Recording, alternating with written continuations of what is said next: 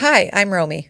And I'm Nicole. We are two businesswomen, two colleagues, two friends who had an idea and decided to do something with it. Over the past 2 years, we've built the Daily Drip, a media platform and community for the modern South Florida businesswoman. From Palm Beach to South Beach, we've built an audience of thousands of local business owners, CEOs, founders, executives, and more. And we did it 100% organically. Whether it's through our blog, weekly newsletter, social media, events, or even this podcast, our mission is to offer a daily drop of inspiration as you pursue your dreams. People ask us all the time how we did it and why we did it. Join us as we bring you along our journey and the journeys of so many other incredible local businesswomen here on Her Pursuit. Well, welcome back, everyone, to the Her Pursuit podcast. And this is actually part 2 of 2 parts. So if you haven't listened to the first one, go back, listen, or go afterwards. And today we're going to be talking about graduating from working in the business to on the business. I have Michelle Hernandez, commercial realtor and founder of Legs Miami, Melia Arnett-Archie, owner of The Voice Box, where we record all of our podcasts, where we are today, and attorney. We have Bianka Krausch, CEO of Talent Direct, and Dr. Julie Radlauer, author, speaker, mental health professional, TEDx. Sorry, I should specify. So really excited to kind of continue the conversation that we started, which was the grind and hustle and blood, sweat, and tears that goes into year 1 of building your business, and really being able to kind of identify, now that you've sort of got some traction, how do we start moving into the next phase? How do we identify that it's time to start outsourcing or delegating to keep the momentum as you grow? Because it's certainly not sustainable after you've worn all the hats to keep that going. So Michelle, I'm going to start with you. We did talk a little bit about it, but just to get a little bit deeper into what kinds of things are you looking at that you've realized can be done with you and can be done without you? And how are you handling that? Yeah, when I started in commercial real estate and when I started Legs, I was doing everything. I was doing the in, the on, all the things. And little by little is when I really started to realize, and thankfully I've had some amazing women in my life that have been like, okay, I see you and I just don't know how you're doing it, but you really got to make some changes. And that's really when I started incorporating a virtual assistant to delegate a lot of the on the business so I could be in. Because as an entrepreneur, you're really doing 800 jobs. It's really 3. I mean, if you break it down, you're the entrepreneur, you're the manager, and you're marketing. So it's 3 things that if you just combine it into those 3, it's a lot of stuff. Like there's just not enough time in the day to really truly do it all. So I was doing a lot of the on the business, and those were the things that I enjoy doing. I enjoyed the marketing, I enjoy the networking, but it was, you do all those things and then you have no time left for the in that's going to pay you, like if you don't do the in the business things, then the money's not coming. Like it's just, who's going to pay the bills? Like it's just not going to come. So I had to really, which is hard. I think we all want everything to be a certain way. And when you start asking for help, you have to train a ton. You have to describe and tell everyone how you want it, what it should look like, how it should sound. And that's very time consuming. So that was a hard transition for me to make. But little by little, now I'm at a place where, okay, now my team knows how I like things. Like they're so much better. Now it's like I could send a voice message and kind of just blurb out what I have in my mind, and I'll get some drafts that are really close to it. Right. They're really close to it. It's not perfect, but it's like, it's right there. It just needs like minor edits, and like that'll be quick, and then, it's ready to go out. And that's helped me a lot. So like in terms of my marketing, my emails, things like that has helped me tremendously. And that's allowed me to truly be more present. Like I'm able to sit here, do this podcast and not be like stressed so much, because I know that my team will look at my emails to see if anything's urgent. I already had a meeting with them this morning about what content they're going to put out there. So there's things happening without me having to be on top of it, which is huge. I think it's also really hard because of how much, and I can say this for everyone here for sure, how much we care about what we're doing and what we're putting out there, to then place elements of it in the hands of somebody else and have to trust that they're going to execute it never mind perfectly, but at least execute it in a way that like you can feel good about. Like it's very stressful to hand something off and find out whether it's a client that's affected by it or just the result and not seeing it come out. And there's going to be obviously like some growing pains, but it's a hard piece to kind of transition into, especially after you've put everything you've put into getting yourself to that place. And I think there's also a part where there's a trust element and also bringing in people that have a skill set that you need to lean on and giving them that space to do that. And I've watched us go through that, like thank God for you with the podcast and Elizabeth with video and social media. Like we rely on them for their expertise and also being able to execute the vision we have and the quality and caliber that we want to see it. So other than AJ, who else do you have? I will say this. Even before the business launched, I understood that I was going to be a one-woman show for a while because my businesses are completely self-funded and I didn't have sort of an unlimited amount of money to work with. But where I did invest early was in systems, right? And so it's, how much of this can I automate and doing that? Now, you can't automate everything. You do have to be present and have some hands-on. You should fully expect that during that first year in startup, you are going to be working in and on the business, even with the best investment in systems and, finding a virtual assistant or whatever it may be. But that helped a lot. There was just some administrative things that making that investment in systems, I could immediately take off my plate. And it was about 6 months in before I felt comfortable enough to bring in a virtual assistant. And then I had to slow myself down again to say, I have to actually train this person because it was a great idea. And it was like that first week, it's like, well, what do you have? And I'm like, oh my gosh, just figure it out. And it's like, okay, no. That doesn't work. Okay, Melia, what are the tasks that you want this person to do for you? And take the time to train her to do it how you want to do it. And then codifying that in an SOP and a training so that it's repeatable. So you're not having to, recreate that every time you're bringing someone else on to help it with these administrative things. So I think what I'm saying in summary is that making the smart investment in systems, whether, that's AI, subscriptions, actual platforms to help automate as many of the administrative tasks as you can, knowing when it's time to bring in help, and then taking the time up front to be very clear about what you will keep, what they will do, and then teaching them how to do it the way you want. I mean, we've got to slow down enough to do that. That has made all the difference. Still got a long way to go, but that has made all the difference in the world in my startup journey. Do you think because you have... So I was new to systems and processes. This is like Nicole's jam, like loves all the systems and all the processes. And I've had to learn that because I historically have more of a like, I'll just keep it all in my brain and it just all happens and it works until it doesn't. And then I started working corporate and the skill set that I got from that kind of training of just being able to be far more organized, being able to track, being able to use all of those systems and processes was a game changer for me on a personal level and being able to bring that into the daily drip. So do you think part of that, like going into an entrepreneurship role, having that background was somewhat helpful or? Yeah, I mean, I built global programs for legal programs for, Fortune 200 company. And so we had those systems and I wasn't paying for them.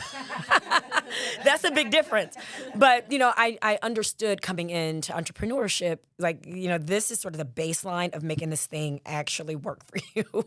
And I did learn that from corporate. But I think that's why organizations like the Daily Drip are important because not everyone will have that background, but we can share these things forward. So it's like, listen, honey, learn from me. You don't have to experience it the hard way. I'm telling you, you want to make early investments in systems. Now, I did overinvest. I had these grand ideas as part of my business strategy. I'm like, we're going to be doing this and this and this right away. And some of those subscriptions and systems that I purchased were just sitting there. And so I was like, oh, no, we're going to cancel that until we need it. So, it's being smart about it, talking to people about, sort of what are those critical systems, those CRMs, right? Those sort of things that you can track your customers and clients. You can know what's making you money and what's not, at a push of a button versus some of those more vanity things that you can wait until you get further along in your business. But I'd say talk to people early to figure out what are the must-haves and, what you can wait on. But make that a part of your strategy. I actually did a one-to-one coaching program on getting better at that kind of organization because my desk was just littered with like little, oops, you can see like I make notes, right? I'm like, oh, I have to remember to introduce. And so I just had paper everywhere. And so I invested personally in coaching that involved like the hard skills. But what I will say is, especially now with the Daily Drip and what my role is, I've been looking at there's a lot of free options out there to sort of get comfortable before you make that all-in commitment. So if you're looking for a CRM, and I'm not plugging, we're not sponsored yet, so I'm not going to throw out names, but I'm just saying like there's a lot of resources out there that I think you can access that are free to kind of start getting comfortable with the actual, each program may be a little bit different, but getting comfortable with the habit of doing it, right? Like a HubSpot or whatever, or any of these other kinds of mechanisms. So yeah, Bianca, what about you? So for my business, we've always had systems and processes, but I built a lot of them on my own at the very beginning, only because my other half is in the tech space. So I had access to, we have a team that works for us in the Philippines. They've been with us for 20 years now. So I kind of did it that way, but it was a lot of maintenance, communication overnight, waking up the next morning, something doesn't work, and then I have to wait another 20 hours for them to actually come back on because of the time difference. And then as we kind of went along in the process, I feel like I upgraded my systems and then did buy ready-made systems. And then like you mentioned, overbought. I've done that a million times, and I don't know if I'm proud of it or not proud of it because I feel like it got me to where I am now, so it's okay. I always learn something, but we have a calendar booking system. I have an agency software. We have a social media system. So we use Soho Social, because it's the only one that does Google My Business. So we have probably right now about 18 subscriptions that we use every month, but we fully use them. And if I don't use them within 2 months, they're getting eliminated. Then we have to That's a good gauge. Yeah. Is that a good amount of time? It's funny because it's like anything, right? It's like joining the gym and not showing up and expecting results, right? Like a lot of these things require you to learn and actually utilize them if they're going to, and some of these people are really good at their marketing. I mean, right? Like you look at it and it looks like a magic wand and they're going to save and solve all your problems. Like as if you just turn it on and it's just going to do it for you without you having to do any of the work. But it does take work, and I don't think any system, it doesn't automate it automates the process. It doesn't automate your portion. The people. It doesn't eliminate the people part. Yes, but I did the same thing as you. I had a great business coach that I worked with for quite a few years, and that's what we were just talking about. He basically said to me, anything you can outsource. So at the time I had 2 kids and then 2 offices, LA and here. And he said, anything you can outsource for $25 an hour. That was this is in 2014. So we probably have to up that post-pandemic, maybe $30 an hour. Yeah. So, and he said basically anything you can outsource for $25 an hour, outsource it. And whoop-de-woo, all of a sudden my laundry was getting done. All the cleaning was getting done. Our office cleaning was getting, so things that we had generally, I'll just do it real quick. Right. And then on Saturday, I go to my office to clean my own office. And I know it sounds silly, but I shouldn't be there on Saturday cleaning my office. I should be with my kids. And your time and what you bill is way more than what you're losing doing that activity, 100%. Right? Like you're making for whatever time multiples of that, and yet it's a mindset that you really have to get yourself out of. If I were to just to do new business calls for an hour, it would be tenfold. Right. What am I doing? What are we talking about right now? Yeah. It's a hard thing to move yourself out of. Yeah. And my biggest one, I'm just going to tell you real quick, is I handed over all of our social media to someone else. And she's been with me for 12 years on and off as she had kids. And it's somebody I trust, and I think she's in my brain. She even manages my social media. People are responding. She's like, oh, sorry, it's Christina, it's not Bianca. But it's just really cool. That was the biggest one. That gave me, I would say, about 15 hours a week back. Yeah, and that's really... Not to mention the sanity. My anxiety when I look at the LinkedIn Square on my phone, on just the page, and has 20 notifications, I literally break out in hives because then all I can think about is if I open it, I have to respond. And then, oh my gosh. So it's really overwhelming. I really do dream of the day where someone is doing my social media. I love the unread option that we have now, though, on almost everything, because that is I could peek, and I'll be like, oh, later. Don't even open. I'm too scared to even do that step. I just don't even open it. I'm just no, I'm too scared, too daunting. Or use Soho Social, so then you can do all of them from one inbox. All your social medias can be managed from one inbox, and then you... Perpetually an education platform. We're learning things as we go. Well, I do have somebody that does my social media for me. That was just, coming from a space of mental health and what social media does to your mental health. I feel like it's it would be hypocritical of me to be like, oh, I'm talking about mental health. Find me on social. What I'm saying, social media is not good for your mental health. So I struggle with that a lot. But my workaround for that is that I have somebody that supports me with social media. I think, though, what for me in terms of making important decisions about how I want to show up in the world, what's really worked for me is speaking to the end user first. And so if a lot of my platform is geared towards youth. So I do focus groups with kids all the time, not just my own. Believe me, they're like, Mom, please stop asking us. But I do, like on Saturday, I'm pulling together a group of teens because we're launching a new product, and I'm going to talk to them about, does this work, does this not work? So then I use what information comes from that to then launch properly, make tweaks and changes and whatnot. So I feel like that's more like outward facing than inward facing, but that outward facing information guides what I do internally, because a lot of the work that I do is around the research to identify what's going to work, what's not going to work, and then use that information to put it out. I don't know. I mean, all the things that you guys said in terms of standard operating procedures, virtual assistants, finding the right platforms for CRMs and all that, I have to do all that stuff too. I mean, every business person, as you grow and scale, you have to do that. So I've had to do that.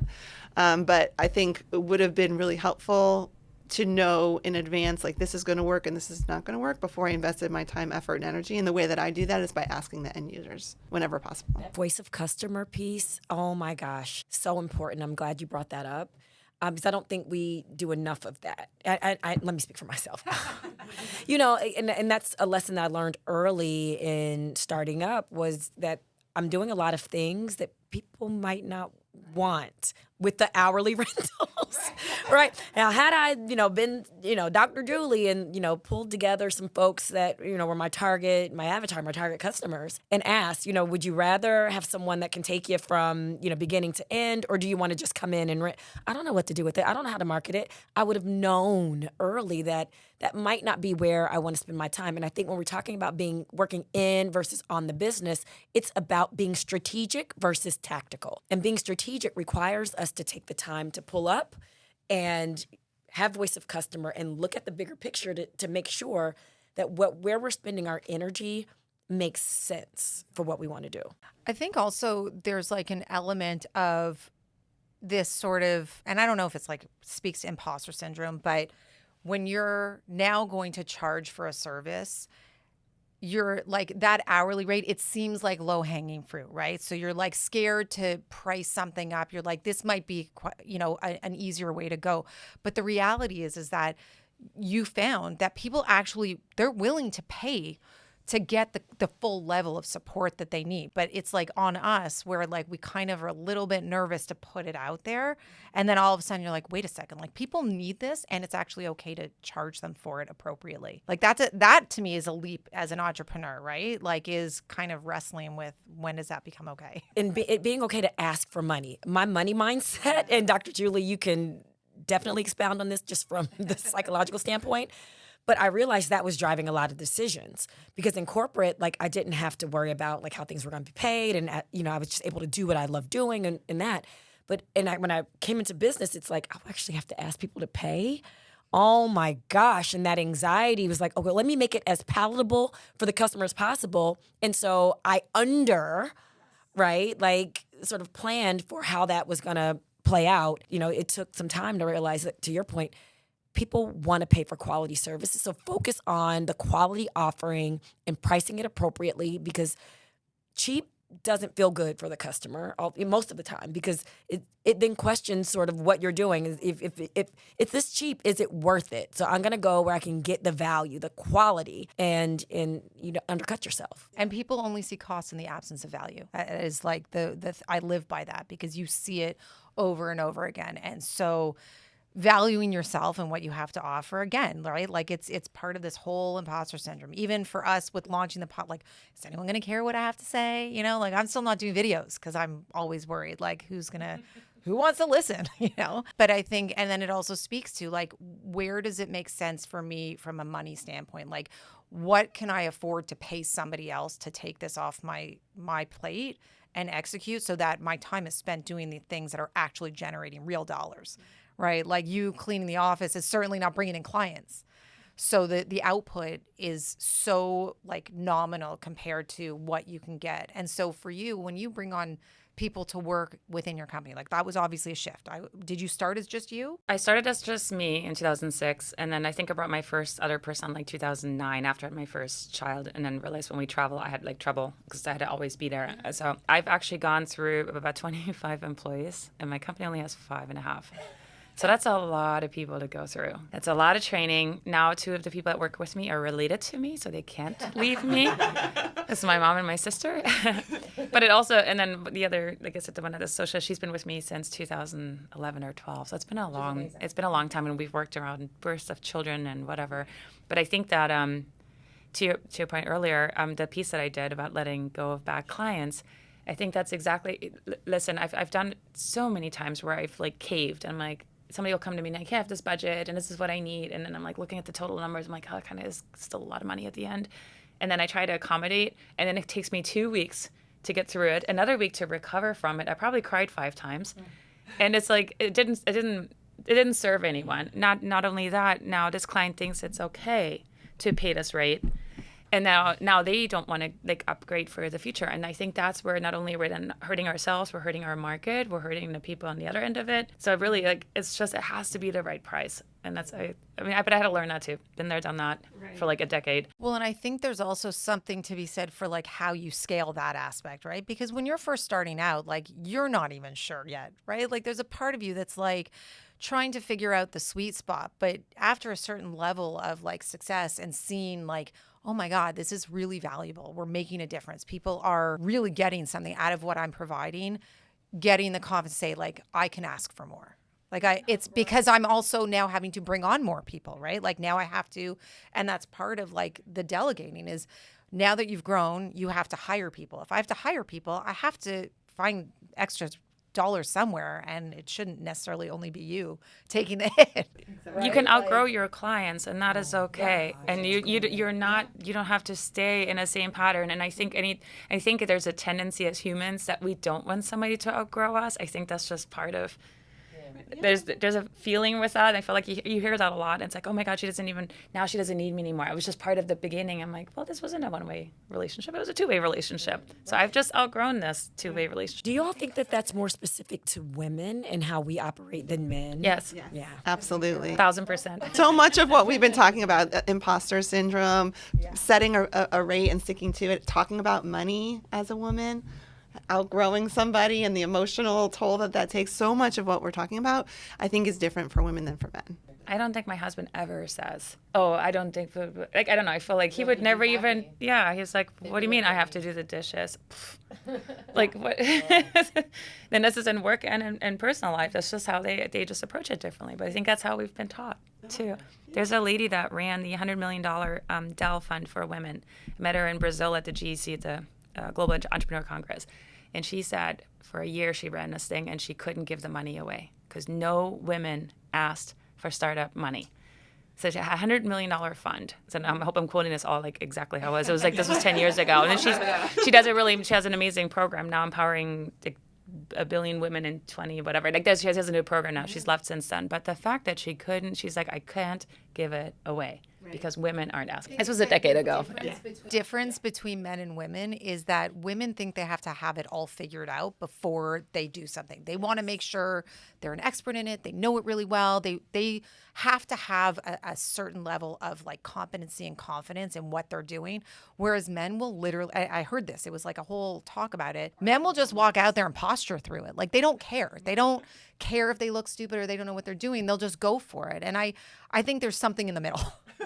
Like I think there's something to be said for both of it, and I do think there's something to be said for kind of understanding like it doesn't have to be perfect to kind of push into that direction. Yeah, like it's, or you won't, and then you figure out something out, right? Like it's exactly. Well, that's the thing, right? Is whenever something happens that doesn't feel right or doesn't go out the way you wanted it, okay, so what's the lesson?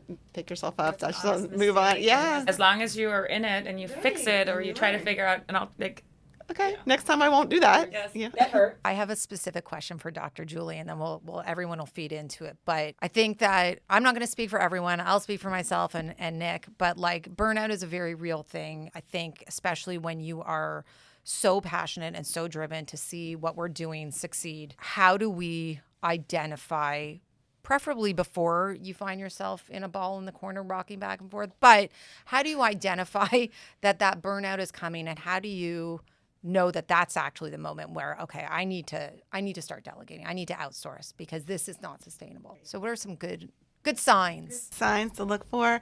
Well, so it's interesting because an article that I'm working on with Tracy that we're going to submit about, to Daily Drive is about burnout. So we're in the process. She calls it the slow burn, which I think is really, really profound, right? It's like, it's not like you wake up one day and like, I'm burnt out. It doesn't happen that way. It's this slow progression of just continually pushing yourself to the max over and over and over again. And I mean, again, being vulnerable, I think I was pretty much on that verge myself. In the last, my business has been starting up. I got my doctoral degree, did all the things, the TED Talk and the book and all these things just in the last couple of years. And I work in a lot of government contracts, which have hard deadlines. And so I had many, many hard deadlines September 1st. And it was like I was crawling to the finish line. I literally was like, let me just get to September 1st, And I think I must have said to 10 people, like, I'll deal with it after September 1st. Let me just, And then I got there and I was like, I need a minute. Like, I just need a minute. So what were some of the things I was experiencing? Just distraction. It was so hard to stay focused. I would sit at my desk and be like, I have so much to do. And I don't want to do any of it, And I love my job and I love the things that I do. So I think it's, and it took me, a couple of months to pull the layers off and start to be excited about work again. And so I think that, people talk about self-care, and self-care is so important. And also sometimes you can't do everything, and it's just recognizing that, but being distracted and not being able to, not being excited to get up to do the stuff that you used to really be excited for. People experience somatic symptoms from burnout. So if you're, overly tired, lots of fatigue, stomach issues, you're over here counting, twitches in their eyes, eye twitches.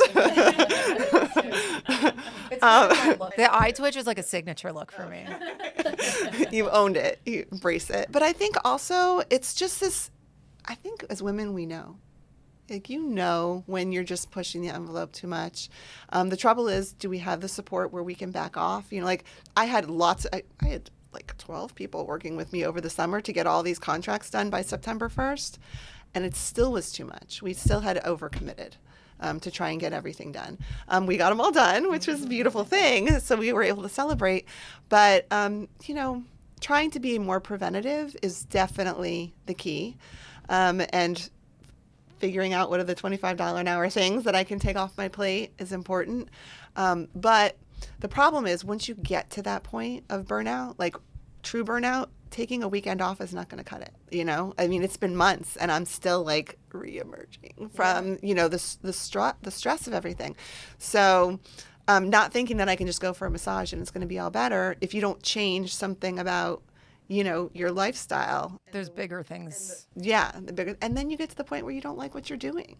And I love mental health and I love helping people and supporting people. So I'm so happy that I'm becoming more rejuvenated about it again, because it's really important that I share my knowledge and my information with people so that they can have a happier life. But if I'm not taking care of myself, I can't do it. I find even the topic of self-care causes me anxiety because I'm like, I don't have time for that. So now I have to find time to do all those things. That's a whole other layer. So Bianca, what about you? So there's a reason why when you get on an airplane, they tell you to put the oxygen mask on yourself first, because you can't run everything else if you're not up and running. I'm huge into self-care, and I'm one of those people. I've had moments where I didn't do it, but I am in yoga 6 days a week.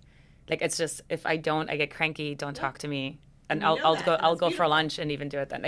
I'll figure it out how to do it. But I think in general, outsourcing is huge. I think having systems in place is huge. And I think this is what I mentioned. I don't remember if I mentioned the last one. Have your system in place beforehand. Because only when you have 15 deadlines will your child get sick. Or so I got rear-ended at the red light, taking my daughter to school. I'm like, really? And that's with Tesla. So like 8 weeks later, they're like, now we can take you. I'm like, really? So it's like, it's one of those things where just have your systems in place before, as much as you possibly can. Outsource. But also for me, I shut down when I get overwhelmed. So it gets really gray. So maybe I should ask you about this privately. But it gets really gray, and I feel like, like how if you actually clean something off your desk, it only takes an hour. But when you don't do it, it feels like it's going to be 20 hours, and you'll never get there. And it's really kind of like foggy. I'm assuming that's burnout. But then I try. I get a massage regularly. I get facial regularly. I go to like the yoga thing. But like you have to make that time. I am so much. I come back laser focused and like push through the day. It's like I lost time this year to be able to do those things. That's the and you don't have to do it 5 days a week. For me, it's being on the water, and my paddleboard has been collecting dust for months. So that's like a real thing that I'm focused on getting. I know. You don't have to do it 5 times a week. Well, and to be fair, the wind isn't cooperating much, so that's kind of putting a little dent in it. Well, that's just been a couple of days. I know. What's your backup plan for when the paddleboard part doesn't work? I find that walking the dog has been really, there is something about watching a happy dog get joy. That level of joy that a dog gets from something as simple as a walk, I tap into that because I'm like, we should all find that level of joy from something so basic and simple. I have extra dogs if anybody wants to take my dogs for a walk. I have 3. Looking for shells on the beach. Oh, I love shells. Looking, like, seriously, I can just get, it's like flow. I just like get lost in the shells on the beach. One of my sons loves to do that, and we go and do that together. And it's just so like, yeah, but it's like, it definitely does. It like clears my mind. I totally relate to you that when everything's piling up, I'm the same way where I love self-care. I love taking care of myself. And I've had phases in my life where I'm like, oh my God, I'm the queen of self-care. Like I'm killing it. Like, and then Said no other woman ever. I'm childless. So that's probably why. I'll take that with a grain of salt, right? But there's been times where like I've been able to have those systems really strong in my life. And this last year, a lot went out the window, a lot. And it's like, I know what I could do to make me feel better. And I know that I'll feel better after I do it. But I'm just so burnt out. I just want to sit here. Like, I just need a pause. Like, I just don't want to do it. I just don't want to do it. And that's the hardest part. It's like, I know exactly what will make me feel better. I know all of those things. I've done it. If it's like right now, I'm just like. Too tired to self-care. But that's I know, but see, that's the thing. That's when it's not the self-care that needs to happen. It's the stuff on your plate that needs to go. Like to me, that's the biggest nuance because I self-care. I mean, I walk, I go to Pilates, yoga, all the things, and still there's just so much that you can take. At some point you have to look at your plate and go, okay, how much space is on there and what am I allocating towards what and what's got to go? For me, it was recognizing that entrepreneurship required a village. Like, it's not just me coming into entrepreneurship, but the whole family has to be on board, right? You know what I mean? Like, my husband, you got to be the room dad. Like, I can't go. I mean, it was the same with corporate. Like, it's having a conversation. Actually, when I transitioned from corporate into entrepreneurship, I literally sat my kids down and I'm like, I'm doing this. There will be a time where I'm doing less, but in the beginning, I'm going to be doing probably even more than I was doing in corporate because I'm doing something new. So I need you to be patient with me. And I think Bianca said earlier, it's like even having someone to clean the house or, you know what I mean? It's like, it's not always delegating within the business to be able to work on the business at home. Like all of these things that are expected of me as mom, as wife, as sister, as friend, like understanding and having conversations with the village to say, I need you to give me some grace. Right. And my sisters right now we have an annual trip in Atlanta, a pre-Thanksgiving trip. We bring all of our families and I couldn't go. But what I asked of them was, don't make me feel guilty about not being able to come. I'll be there next year, but I need you to support me in this decision that I need to be in the business for right now. And we're not going to make the trip. I love you ladies. Have a great time. Don't call me 5 times, but we can do it this way. And what if this is what I need from you? And as women, I think we have to be comfortable, like saying that, like to the village. Love that. I love that. That's awesome that you were able to do that. Kudos to you. Yeah. I think we could probably go on, and I love it. And thank you guys for being here today. I think for me, at the end of all of this, the big takeaway is part of the self-care is being able to talk about the realities of doing what we do and the ups, the downs, the struggles, and talking about it openly. Like, I hope that the other people that listen are benefiting from knowing that they're not alone, and we have these conversations. This is part of the self-care. I think like this is where I'm getting my self-care right now. Absolutely. Here for you. Thank you guys for being here today. That's another episode of the Her Pursuit podcast. And if you didn't listen to part 1, go back. But thank you all for being here. Thanks for listening to this episode of Her Pursuit. You can catch a new episode every other Wednesday. Please don't forget to subscribe or follow so that you don't miss out on any of the good stuff. We love bringing you free content and value to help inspire and motivate you. So if you enjoyed this episode, throw us a thumbs up, leave us a rating, a review, and send this to a friend who you think would enjoy it. Your support is so important to us, and we wouldn't be able to do any of this without you. So thanks for listening. Talk to you in 2 weeks.